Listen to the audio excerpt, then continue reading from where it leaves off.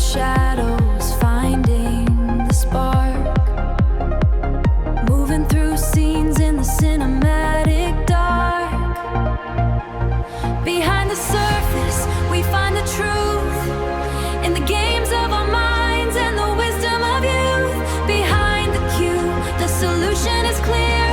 Across every genre, we're conquering fear. Behind the cue.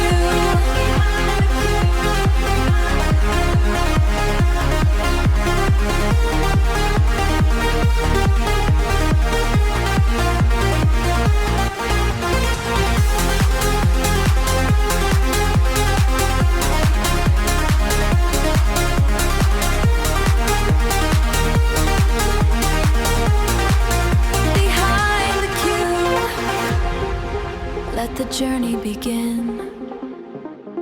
Let the journey begin. Buenas y santas. Feliz día, feliz tarde o feliz noche, cualquier día que este sea. Hoy quiero empezar con una paradoja. Esta industria, casi sin proponérselo, se convirtió en una de las más diversas del mercado laboral formal. Personas con discapacidad, comunidades como la LGBTQ+, mujeres en mayoría absoluta en muchas operaciones, primera generación universitaria, inmigrantes, personas sin título. El BPO los contrató cuando otras industrias les cerraron la puerta. No siempre por convicción, a veces por necesidad de volumen, a veces porque el costo de ser selectivo era demasiado alto, pero el resultado sigue siendo el mismo. Hoy el BPO tiene acceso a un pool de talento que la mayoría de industrias ni siquiera considera. Hay una película que me viene a la mente cuando pienso en esto. Se llama Figuras Ocultas, o en inglés Hidden Figures, que cuenta la historia real de 3 matemáticas afroamericanas que trabajaron en la NASA en los años 60. Hacían cálculos que nadie más en la organización podía hacer, y durante años entraron por una puerta diferente y nunca aparecieron en los créditos. La organización las necesitaba y aún así no las reconocía. Eso no es inclusión, es una simple utilización con buena conciencia. La pregunta en este episodio no es si el BPO debe ser más inclusivo. La pregunta es qué tan bien está aprovechando el talento que ya tiene y qué le está costando no hacerlo bien. Esto es Behind the Cue, episodio 7. Empecemos por los datos, porque la conversación sobre inclusión en empresas suele quedarse en el plano de los valores, y eso hace que mucha gente en operaciones la descarte como soft. Miremos qué dice la evidencia. Datos de McKinsey Global Institute, empresas en el cuartil superior de diversidad de género tiene un 25% más de probabilidad de superar a su industria en rentabilidad, mientras que las del cuartil superior en diversidad étnica y cultural, un 36% más. Según Deloitte, The Diversity and Inclusion Revolution, los equipos con cultura inclusiva toman mejores decisiones el 80% del tiempo y entregan resultados 60% mejores. No en el laboratorio, pero en entornos de trabajo real con presión operacional. Datos de SHRM, organizaciones con diversidad activa, tienen tasas de retención hasta un 30% más altas, mientras que en el BPO, donde la attrition puede superar el 100% anual, ese número tiene nombre en pesos o en dólares. Estos datos dicen una sola cosa. La inclusión bien ejecutada no es un gasto social, es una variable operacional con retorno medible. El problema no es que las operaciones no lo sepan, es que lo tratan como política de imagen en lugar de palanca de gestión. Y esa diferencia entre decorado y herramienta es exactamente lo que vamos a diseccionar el día de hoy. Un dato curioso, la inclusión no es el programa del mes. Es el retorno de una inversión que la mayoría del BPO todavía no está haciendo en serio. Ahora quiero que miremos 5 ángulos y 5 realidades sobre la inclusión.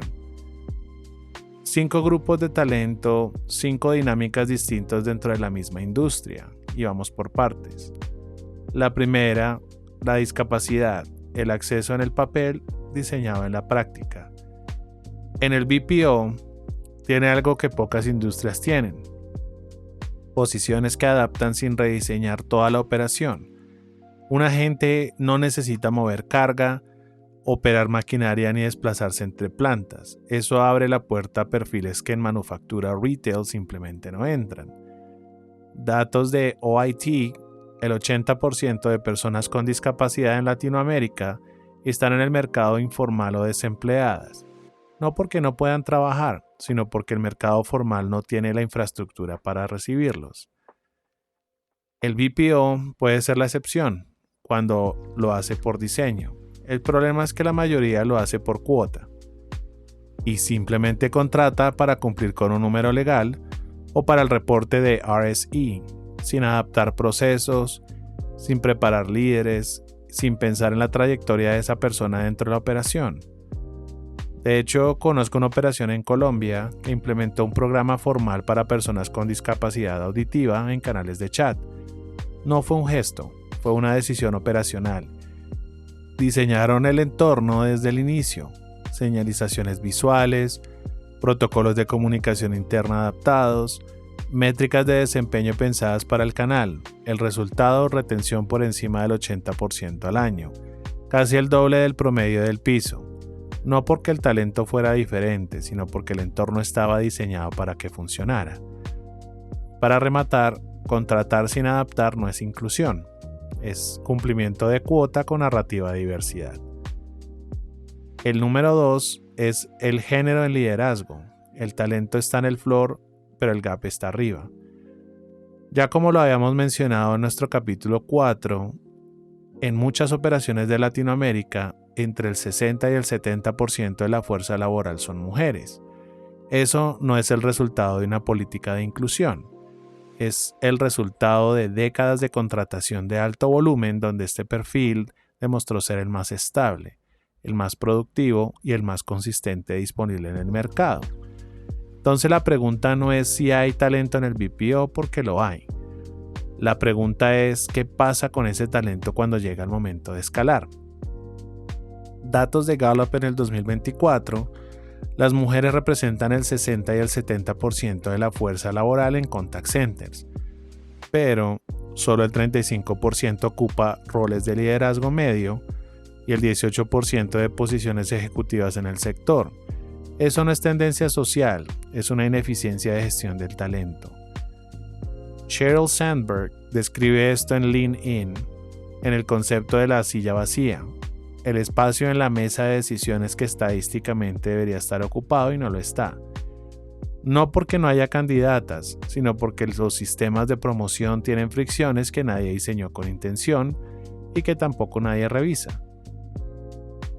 La operación que dice que valora ese talento tiene que demostrarlo en los planes de desarrollo, en las líneas de sucesión, en quién lleva los proyectos críticos y no solo en el headcount del floor. La número 3. LGBTQ+, uno de los pocos espacios formales donde este talento encuentra lugar.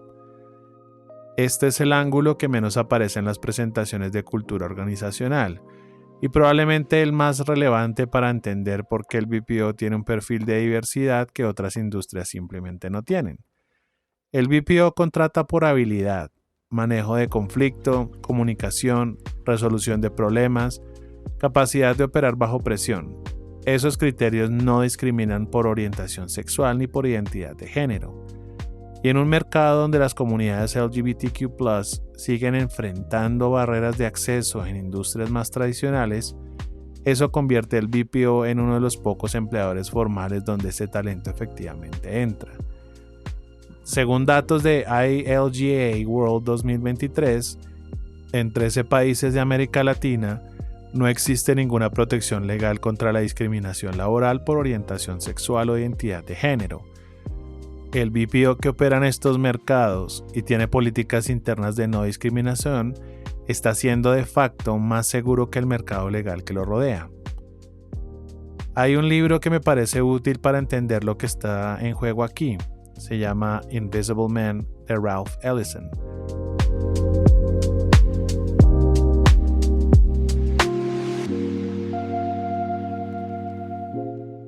Y esto no trata sobre identidad sexual, más bien sobre la invisibilidad social, sobre lo que pasa a una persona cuando el entorno actúa como si no existiera. Y ese es exactamente el costo para este talento cuando entra a organizaciones sin políticas claras. Se adapta, se oculta y se desgasta, y eventualmente se va. El BPO que ignora ese talento no está siendo neutral, está perdiendo acceso a uno de los pools más leales, más adaptables y más resilientes del mercado, porque históricamente ha tenido que serlo. El BPO ya tiene ese talento. La pregunta es si está creando el entorno donde ese talento decide quedarse. Número 4. Las etnias y el origen. La ventaja de entrada que desaparece en el ascenso. Este es el ángulo más incómodo de nombrar en Latinoamérica, no porque no exista, sino porque la conversación sobre diversidad étnica en la región tiene mucha más carga histórica y muy poca acción concreta en el mundo empresarial. Datos del Banco Mundial: en América Latina, los afrodescendientes e indígenas tienen un promedio de un 20 a 25% menos de ingresos que personas no indígenas en el mismo nivel educativo. La brecha no es de capacidad, es de acceso. El BPO tiene una ventaja estructural aquí.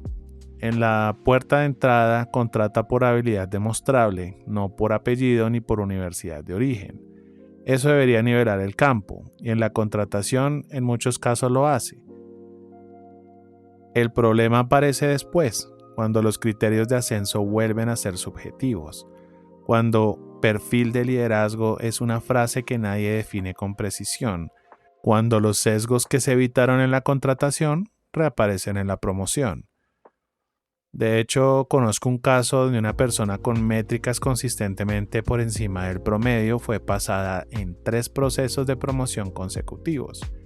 Cuando finalmente preguntó por qué, la respuesta fue que todavía no tenía el perfil, pero nadie pudo definir ese perfil con criterios objetivos. Eso no es una mala intención, es sesgo sin nombre. Y el sesgo sin nombre es el más difícil de atacar porque nadie lo reconoce como tal.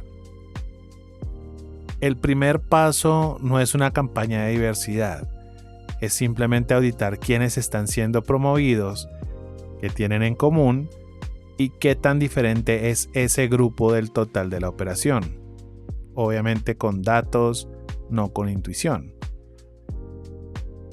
El número 5. La empleabilidad económica, la puerta de entrada real o techo disfrazado de oportunidad.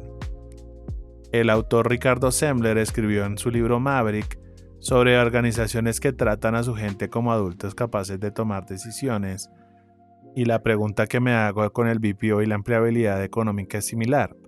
¿Cuántas operaciones usan el BPO como trampolín real hacia una carrera y cuántas lo usan como argumento para mantener costos laborales bajos? Datos de IDC Latinoamérica: el BPO emplea más de 2 millones de personas en América Latina. Para muchos de ellos es el primer trabajo formal. Eso quiere decir primer acceso a seguridad social, a un contrato y a una historial laboral, y eso es bastante significativo. Y también es una responsabilidad, porque hay una diferencia enorme entre ser la puerta de entrada y ser el techo. Y en el BPO, que le da el primer empleo a alguien pero no le da la ruta de crecimiento, capacitación ni visibilidad, está usando la inclusión económica como discurso, no como política. Para rematar, lo que esto quiere decir es que el BPO que incluye en la entrada pero bloquea en el ascenso no está construyendo inclusión. Está construyendo una cantera de bajo costo con buena historia para el reporte anual. Y ya que estamos llegando a nuestra recta final de este episodio, ya vamos a hablar de nuestro segmento de mito o realidad. En este episodio vamos a hablar de 3 afirmaciones que circulan en comités de liderazgo, en reportes de HR y en presentaciones de cultura organizacional. La número 1. Nuestro BPO ya es diverso. Tenemos gente en todas partes. Y esto es un mito. La diversidad e inclusión no son lo mismo. Diversidad es tener personas diferentes en el mismo espacio. mientras que la inclusión es que esas personas tengan igual acceso a oportunidades, voz y reconocimiento. Tú puedes tener el flor más diverso del mundo, pero al mismo tiempo la cultura más excluyente que existe. La diversidad se mide en headcount, sí, pero la inclusión se mide en quién toma decisiones y en quién puede tomarlas. Número 2. Los programas de inclusión son costosos y difíciles de justificar ante la gerencia, y eso es un mito. El costo de no hacerlo es mayor y está documentado. Deloitte calcula que reemplazar a un empleado cuesta entre el 50 y el 200% de su salario anual. Si una política de inclusión reduce la attrition un 10%, ya se pagó sola. El problema no es el costo del programa, es que nadie está midiendo el costo de no tenerlo. Cuando se mide, la conversación con gerencia cambia completamente. Número 3. La inclusión es responsabilidad de recursos humanos. Y eso es un mito. La inclusión que vive solo en HR, muere en HR. Si el supervisor de piso no la practica, si el gerente de operaciones no la exige, si los criterios de promoción no la reflejan, el programa de HR es simplemente un PDF bien diseñado que nadie aplica. La inclusión real vive en las decisiones de línea, en el día a día operacional y no en el manual de cultura. Y para rematar, el que dice que ya lo está haciendo probablemente no lo está midiendo. Y lo que no se mide no existe. Ahora hablemos un poco sobre la brecha, el discurso versus la operación. Voy a decirles algo que probablemente ya saben, pero que se dice poco en voz alta dentro del sector. El BPO tiene uno de los discursos de inclusión más desarrollados del mercado formal. Reportes de ESG, alianzas con fundaciones, certificaciones de buena práctica, programas de nombre propio. La narrativa está muy bien construida y al mismo tiempo tiene algunas de las condiciones laborales más exigentes del mercado formal. Rotación que en muchas operaciones supera el 100% anual, salarios que en varios países de Latinoamérica están apenas por encima del mínimo, horarios que dificultan estudiar o mantener vida familiar, precisión de métricas sostenida durante turnos de 6 horas o más. ¿Eso invalida el discurso de inclusión? No necesariamente, pero sí lo condiciona. Hay un concepto que describe esto con precisión, el tokenismo. Lo desarrolló la socióloga Rosabeth Moss Kanter en su libro Men and Women of the Corporation. El tokenismo, para simplificarlo, es incluir a alguien de un grupo subrepresentado, no para cambiar la cultura, sino para poder decir que lo hiciste. Un agente con discapacidad en el reporte anual, una persona de la comunidad LGBTQ+, en el video de cultura, una foto diversa en LinkedIn corporativo, inclusión de superficie, pero una operación sin cambio. Ese es el riesgo del discurso bien construido sin estructura que lo sostenga. Datos de OIT del 2024. El 61% de los trabajadores en contact centers en Latinoamérica reportan no haber recibido ninguna capacitación formal en los últimos 12 meses. El 74% no ve una ruta clara de crecimiento de su empresa. Y en una industria que habla de desarrollo y de inclusión, esos números son un espejo y bastante incómodo. Ahora, la brecha en la mayoría de los casos no es mala intención, es falta de estructura. Los programas de inclusión viven en una carpeta o en un PDF y las decisiones operativas viven en otra. Y esas dos carpetas nunca se abren al mismo tiempo. Y el BPO que quiere cerrar esa brecha tiene que hacerse 3 preguntas con datos reales. La primera, ¿quién lleva cuánto tiempo en el mismo rol? La segunda, ¿qué tienen en común los que sí se desarrollan? Y la tercera es, ¿qué tan diferente es ese grupo del total de la operación? Una política de inclusión que no cambia quién sube, quién gana y quién se queda, no es política de inclusión, es simple un comunicado de prensa. Y ya para cerrar, si eres líder de operaciones, te dejo 3 preguntas antes de cerrar este episodio. La primera, ¿tienes datos reales, no percepciones, sobre quién se está desarrollando en tu operación y quién no? ¿Sabes si hay un patrón por género, por origen, por condición o por identidad? La segunda, ¿tu programa de inclusión está conectado a los criterios de selección, de promoción y de reconocimiento en el día a día? ¿O vive solo en el manual de cultura y en el reporte de fin de año? La tercera, ¿puedes nombrar a 3 personas de grupos subrepresentados que hayas desarrollado activamente en los últimos 2 años? No que hayas contratado, que hayas desarrollado. Si la respuesta tarda mucho en llegar, ese es tu punto de partida. Y esto es para las personas en el floor. Si eres un agente, supervisor o un trainer, alguien que ha sentido que el sistema no fue diseñado pensando en ti, esto es para ti. Maya Angelou dijo algo que aplica igual a personas que a organizaciones. Cuando alguien te muestra quién es, créele. Y si llevas tiempo en un entorno que no te ve, que no te desarrolla, que no te incluye de verdad, esa información también es un dato y puedes hacer algo con ella. Conozco un caso de una persona que llegó al BPO como su primera opción cuando no tenía ninguna otra. Llegó sin título, sin experiencia formal. 5 años después coordinaba un equipo de calidad, no porque el sistema lo empujara, sino porque decidió entender cada herramienta que pasaba por su pantalla, preguntar lo que nadie preguntaba y construir reputación de criterio antes de pedir una promoción. El entorno no siempre va a ser perfecto.